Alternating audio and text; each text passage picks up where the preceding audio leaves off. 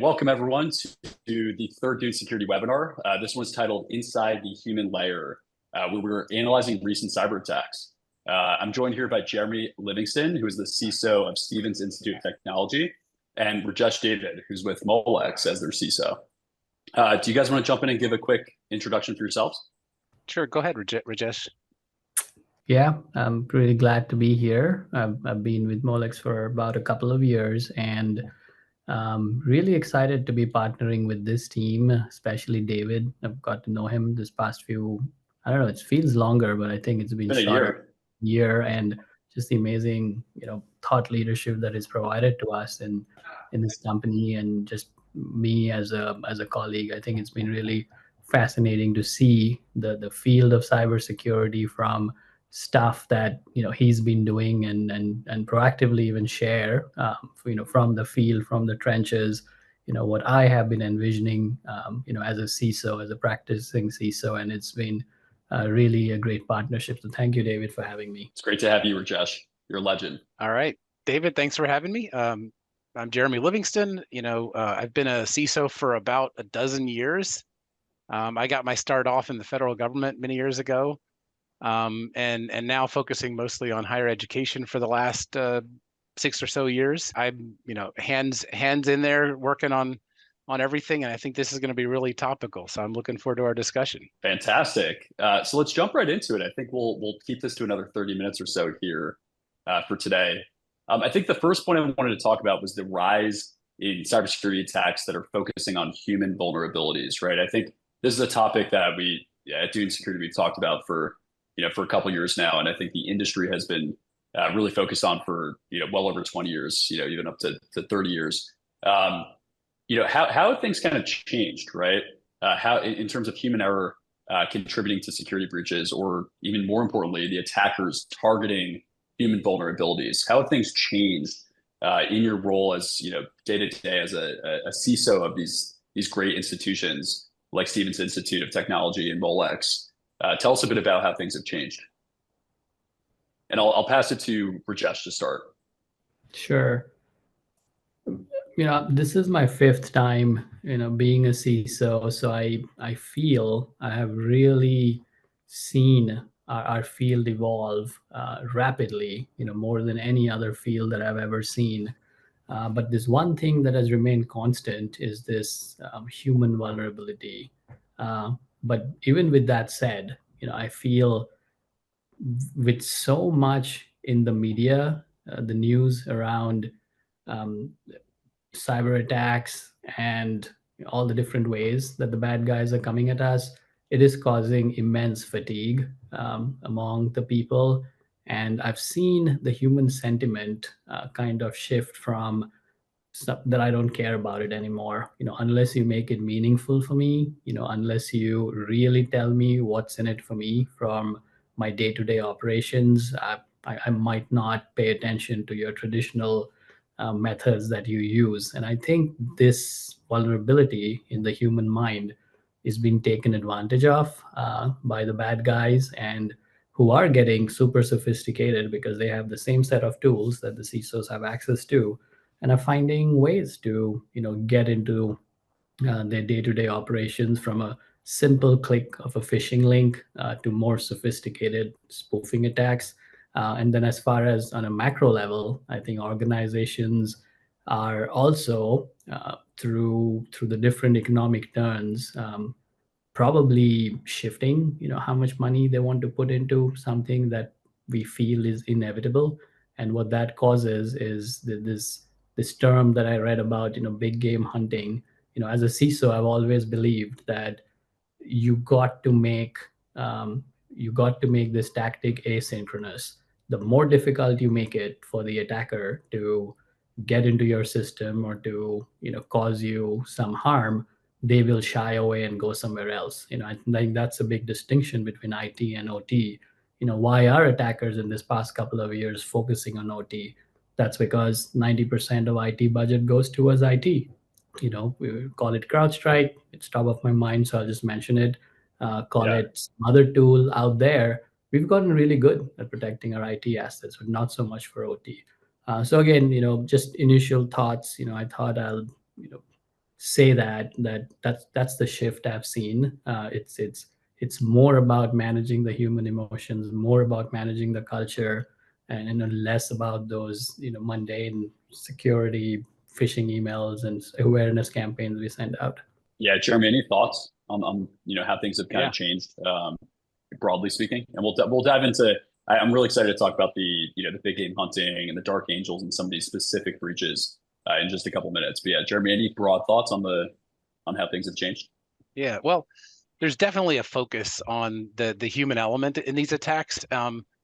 It's almost every attack I've seen in the last few years has some human element to it. They're looking to, like Rajesh said, phishing emails. They're getting you to compromise your thing. Part of that is the tools, the technical things. We're doing single sign-on and MFA, and we've got all these really great technical protections in place. And to get around that, what you need is to break the human element, right?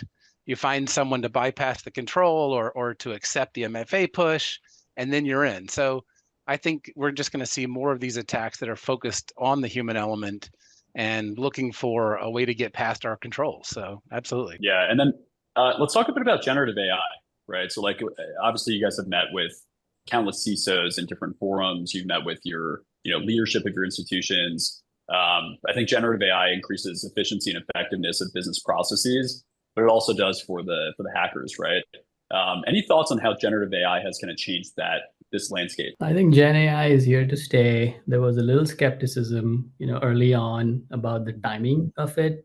Just like when cloud was first introduced, just like when quantum computing was first talked about, it has Sure. evolved faster than any other technology that I have ever seen in my professional lifetime. And I think a big success of it goes to Chat GPT by OpenAI. The way they commercialized 100%. it, the way they made it accessible to the common man or common woman, I think it just took off, big time. And to the point that people don't say nowadays, let me Google stuff. They just say, let me Chat GPT it. And so it's becoming synonymous with, how you run your daily lives. And with that said, I feel personally, talking to other CISOs, majority of them, maybe there are a few outliers, but majority of us are playing the waiting game. We don't want to say no to the business because they anyways are going to go and do what they feel like doing. But we have to figure out a way of partnering with them. Maybe this is an opportunity in disguise that we learn from them, what are they trying to do, and then while we wait for the security market to react, to truly use Gen AI or even AI for our security's benefit, see what can we do without slowing down what the business is trying to achieve. But I've not seen it like a true security Gen AI use case that we will counter the bad stuff that's happening to us, like using Gen AI for security. Mainstream is all about the business, I feel. Yeah. Anything to add there, Jeremy, or you want to jump into these Yeah. specific breaches? We can talk about AI for a second. Yeah. I think, like you mentioned, I'm using it personally as a productivity tool. Exactly.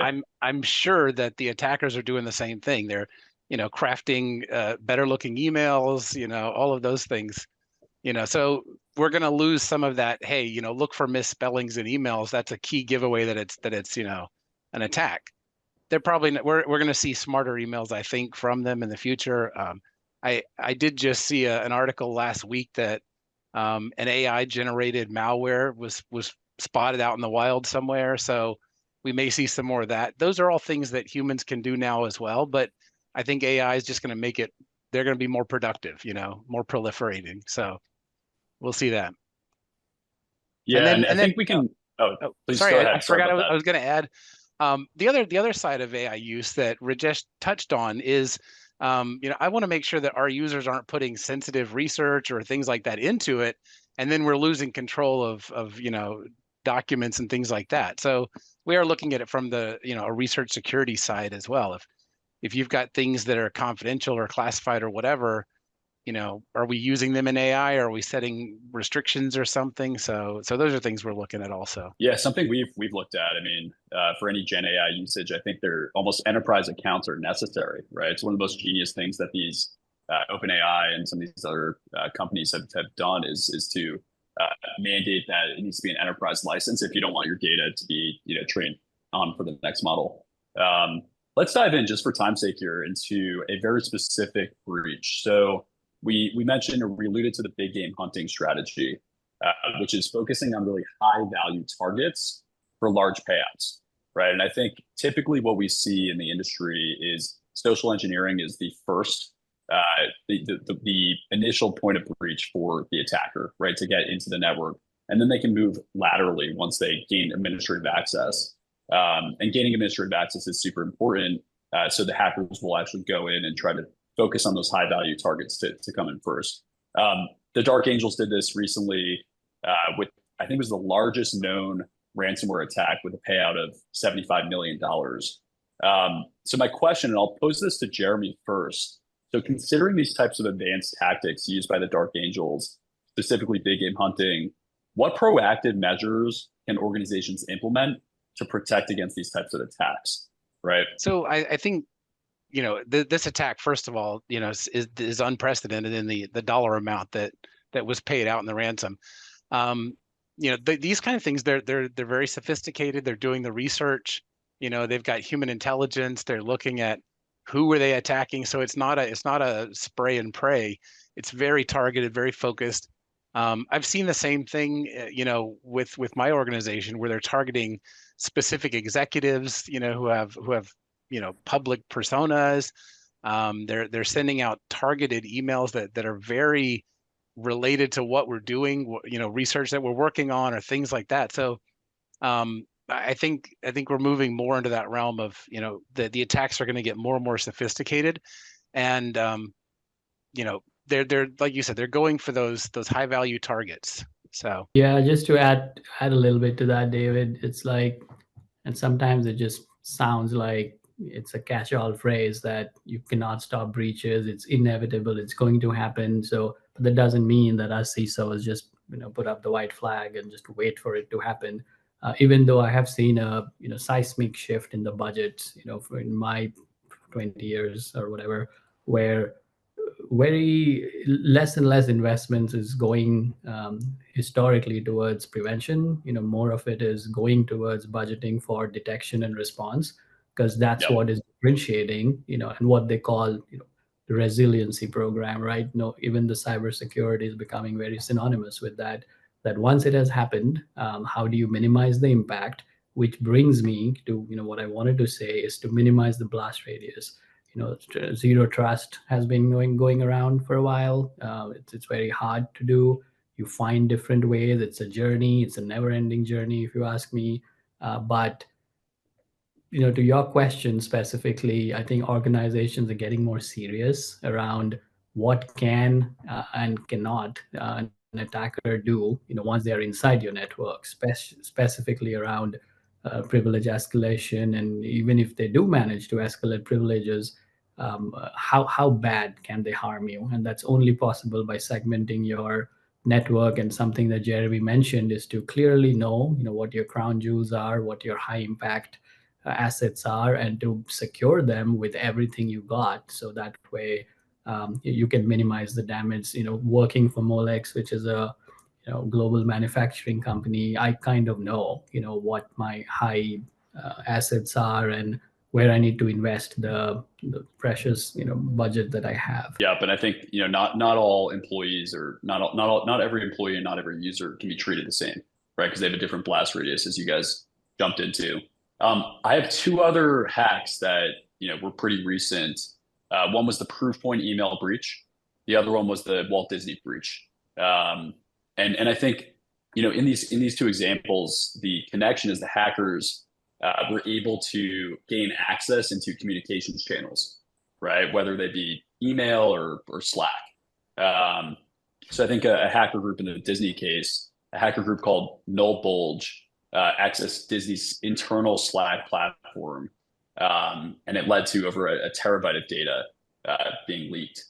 So I guess with the understanding that hackers do get into communications infrastructure within large companies, small to large companies, how do you like deal with that? How do you educate employees about I think there always needs to be a bit of a human element uh, in terms of perceiving whether is this real or is this coming from a hacker. So what's your strategy there? How would you, I guess phrased a bit differently, how would you educate your employee base that sometimes what they're seeing on secure communication channels might really not be secure communication channels? Yeah. And if we can start with Rajesh there. Yeah.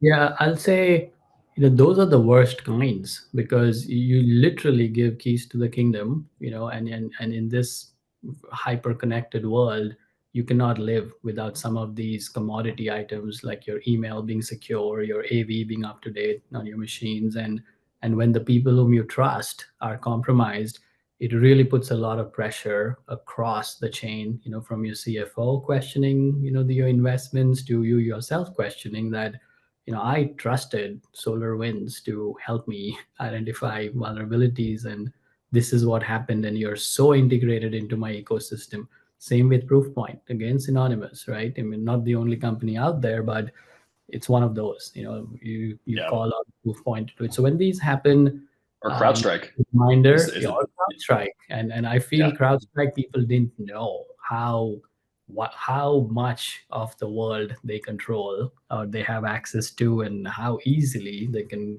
cripple the whole world's operation. And again, it's also the reputation where I think a lot of people thought it was a security incident, whereas it was clearly an outage, and it caused issues by a security vendor. But with that said, again, goes to show it's a wake up call, to our community, wake up call to all CISOs that you have to think of different ways of educating your employee base.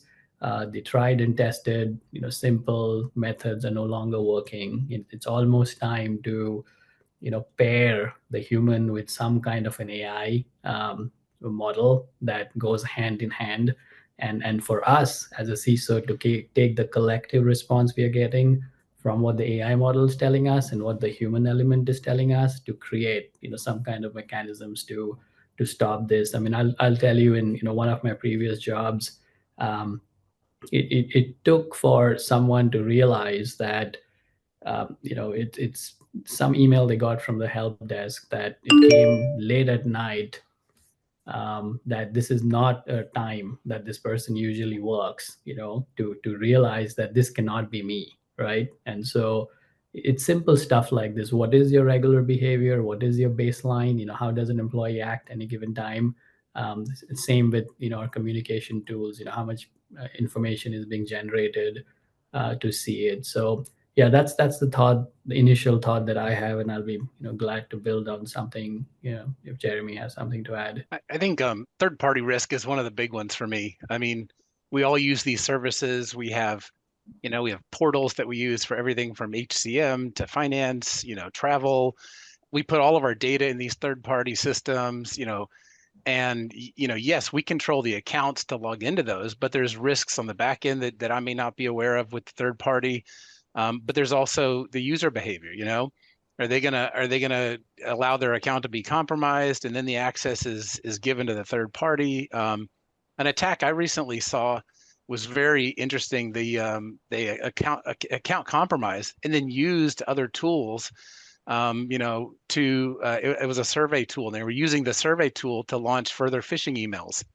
And because it was coming from a survey tool that we are integrated with, the emails looked legitimate, and they were, but they had malicious content in them, and so the compromise of these third party tools, is just another tool for the attackers to come at us in other directions. So yeah, it's definitely a concern, and training the users to be always aware and constantly, I don't want to say fearful, but they have to be mindful, and not trust everything, even if it does come from a trusted communication source. 100% without slowing down the business.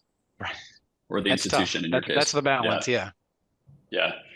I think something that kind of connects a lot of these breaches is there's a lot of data leakage, right? And there's often user data that's leaked, which hackers can then use that, open source kind of data at that point to specifically target individuals within companies. How do you monitor for that type of data leakage, right? Obviously, we all, as business owners and CISOs, we all have to make sure that we have centralized, repositories of employee information. How do you monitor that to make sure that employees' information isn't getting out there, which would then increase the likelihood of a breach? Yeah. I mean, obviously there are third-party tools and services that we use to monitor the dark web for, data leakage, anything that might come, what I see a lot of times too with, since we have a large student population, you'll have a data breach at another organization that our students have used the same account information, the same email address to register and log in. And now we're suddenly seeing attacks on their account at our organization using the same password and login. And you've got technical things like MFA and stuff trying to prevent it, but all it takes is for the user to get tired of MFA pushes and just say yes, and then their account's compromised. So monitoring for that kind of data leakage or data breach, and then being proactive, anything we find, we have to notify the users. We have to, start like an awareness campaign. And you've really got to have them on their toes watching for how is that data going to be used to further try to attack us. Yeah. Absolutely.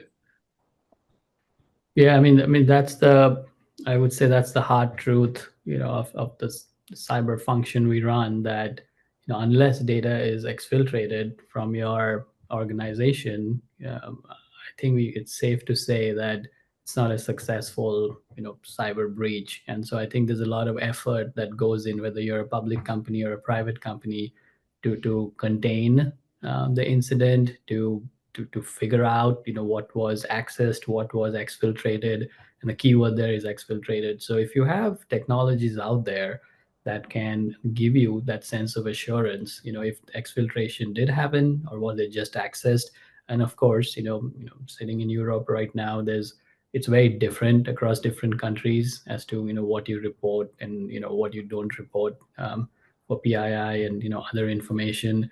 But again, it comes down to figuring out what the normal usage is and what your normal traffic is and who are the heavy users of your certain parts of your network or applications or processes, and having those thresholds or having those baselines marked up so that it does alert you one way or the other. And I think that's where we as a community need to focus more on, that those triggers, those signals, how do employees recognize that? And if they can tell us, well and good, that this is way outside of normal usage, or then we rely on our technology to flag it and to tell us, right? Whether it just be a insider threat case where an employee is just copying files before they leave for a different company, or it's truly that you have had a data intrusion, a third-party intrusion into your system, which I still believe, 2024 Verizon security report that majority of the breaches are still based on system intrusions, closely followed by social engineering, which has a human element in it. But yeah, an area we need to focus more. And again, doubling down on what I said is people will get in, these incidents will continue to happen. How do you segment your enterprise network so that the impact is minimized? I think, touching on the human layer and social engineering, it just sounds complicated, right? To manage this type of threat with a lot of potential for sprawl within the security stack, right? When you think of a networking solution in-house, like all-in-one integrated solution, you could look to a company like Zscaler, Palo Alto, right, or some others. How do you, I guess just generally, and we can keep this one relatively short, but how do you manage that sprawl, right? In terms of managing employee risk or managing user risk, understanding what the risks are and actually reducing that risk to prevent social engineering. It's one of those questions which I often think, what's the best approach, whether to go with best of breed, and Exactly. then you end up with a lot of eggs in your basket, or do you go after platformization and try to go with one big company, I won't name who, is making a play for that, and just say that trust us, and it makes your user plane much more accessible. It makes it one-stop shop, but of course you'll have to pay your arm and a leg and your firstborn to afford us. But so I think there's a balance to be met there. What makes sense, what's unique to your industry, I have a heavy OT presence, and there's just a handful of companies who are really make a mark in that space. So I think my work's a little more cut out, what to do with it. But for the general population, you got 35,000 vendors in the cybersecurity space right now to pick from. It becomes extremely difficult whom to go with, what to do. And so the way I think about it is, you got to catch up. This new world we live in, you can think globally because we are all some way or the other connected globally, but act locally. What makes sense for that particular side, that particular employee base, whether they be a shop floor worker, whether they be an executive, for a certain segment. And then arm them with the right targeted training that is meaningful to them, and not the same one size fits all. And then do it more often, and make it intuitive to them, and make it meaningful to them. And I think that's the way we have the human element and the technology go hand in hand to keep the pace up. Yeah, maybe we just jump in there. I mean, you talked about specific training, and I'll actually turn this back around to Rajesh, and then I'll go to Jeremy. How should training be administered, right? When you think about specificity of training to users in your company, what are the things you look at? Some options being functional based training, risk based training, role based training, so on and so forth. Maybe different levels in the company, or maybe it's done by access and permissions, right? After that analysis is run. So how would you, in a perfect world, how would, just forgetting all the different, issues with technology, and I think Dune Security is incredibly well positioned to actually be this type of solution, but how would you structure targeted specific training, Rajesh? Yeah.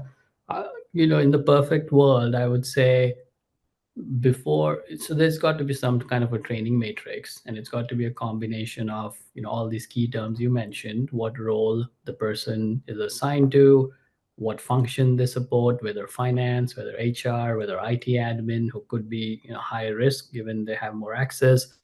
You got to combine all these things, but before you decide what access they'll have or what training they'll get, you need to know what's meaningful to them and what the baseline is, right? So me as a Yep. CISO, I just have inch deep, mile wide knowledge of so many different systems within my company. So just personalizing this to me, what kind of training should I get as I travel the world and speak to different executives, from mergers and acquisitions to firewall rule sets to what's coming up next for a certain business segment. So if you know what's meaningful to me, and even as a CISO, there's no shame in saying we all are prone to errors. That's the training that I'm looking for. What should I do, what should I not do, and specifically cater to that. So it's a little complicated example of a CISO because we've got access to so much. But if you trim it down to let's say someone in human resources, right? They've got access to maybe payroll data, people's, when they join a company, all the personal information, all of it.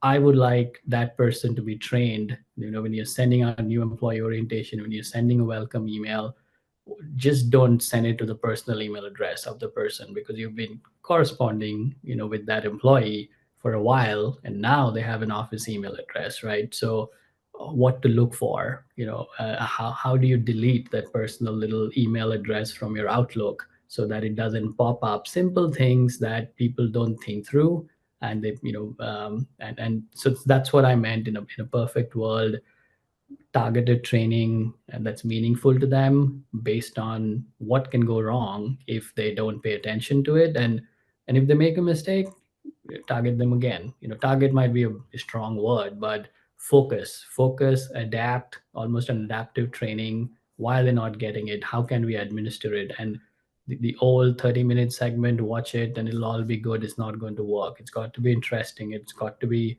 meaningful to them, and it's got to be in short bursts that keep their attention, and on whenever they have time, like that's the way to do it. And Rajesh, just to follow up, I'm going to pose this to Jeremy. I think you're talking a bit about like holding people accountable, right? So you need to understand what that risk profile is, and then you have to communicate that to them somehow, right? To if you hold them accountable, maybe they'll actually start to take it serious, right? I think something we've seen at Dune Security is it's not necessarily just ignorance about threats and social engineering. Sometimes it's just carelessness.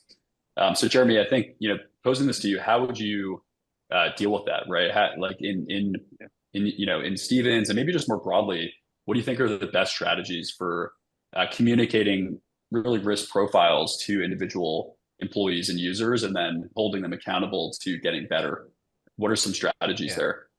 Well, I think, as Rajesh started off, you have that framework of what I would call like baseline, for everyone, based on their position and everything. But the next piece of that is, what do you do based on their behavior, right? If they continually click the phishing link and they fall for it every time, in my eyes, that person's a much higher risk than someone who never falls for it. So you've got to have some sort of behavior-based response when the person's doing things that are bad. I mean, one of the things I do personally for myself, like, I'm not immune to these attacks either. I limit the access I have on my systems. I don't even have local admin on my computer. And everybody's like, how is that possible? It's like, I do that intentionally. And so that I can go to tell people, look, I'm taking away your local admin for the same reason. I don't need it. You don't need it. We'll all be safer because of it.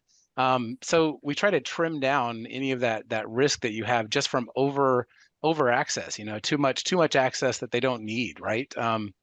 It like you said, the blast radius, you want to make that as small as possible.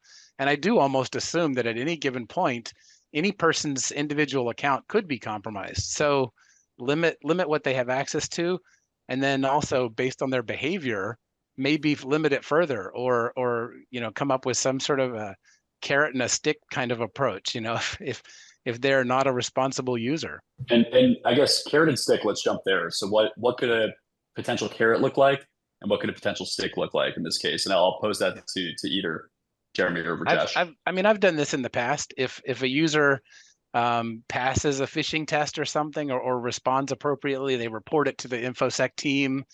Okay, you don't have to take the training this year, or something like that. Or if you do fall for it, you automatically get assigned to training. That's a very basic approach. It's not super tailored. So I would love to see more options beyond that. And I'm sure we all have our information security policy that says, violation of the security agreement, you could leading up to a termination, right?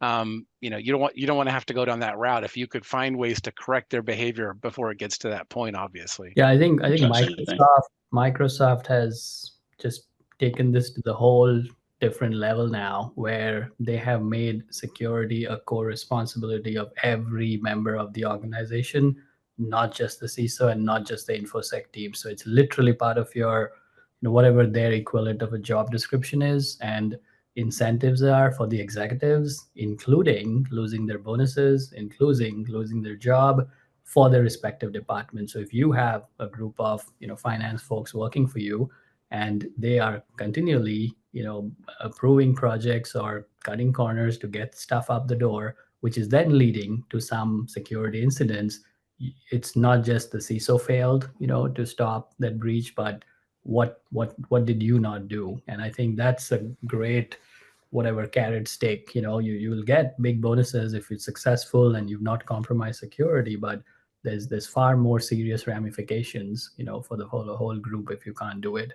So I mean, that's a great model. It's a big culture shift. They're a tech company, they can do those things. It's not that easy for us to adopt it in the general population, but it's a good something to aspire against, which I'm trying. Yeah, Microsoft